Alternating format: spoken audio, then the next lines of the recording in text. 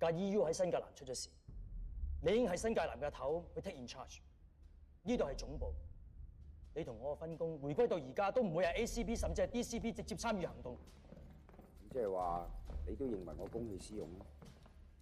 我明白你嘅心情，如果擔心你嘅情緒影響，我問你係定唔係？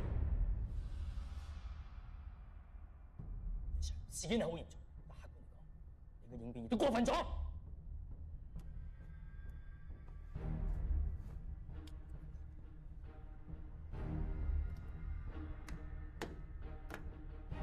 劉傑輝，你都應該知道，我唔需要任何理由，而家就可以解除你嘅職務。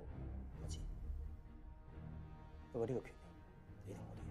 就憑你呢一句説話，加埋呢幾個軍裝，就已經構成侮辱上司嘅罪。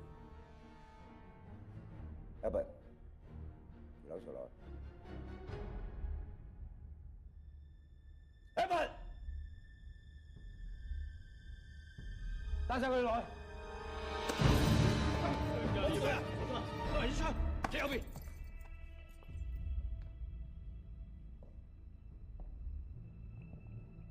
回歸以嚟都未見過呢咁嘅場面。呢件事若然發生喺外國，就係一次政變。外交 Acting CP 0906，劉傑輝，我正式解除你嘅職務。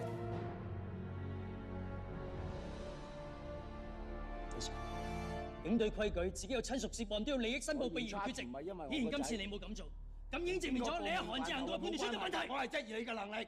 客觀覺得你應該交出你嘅總指揮權力。呢班匪係針對我哋嘅通訊行動。係一次恐怖襲擊。唔好意思，你唔係乜副處長。唔好同我喺度分黨分派。唔好以為保安都冇你我就驚你。博士，你係咪想奪權？你夠票咩？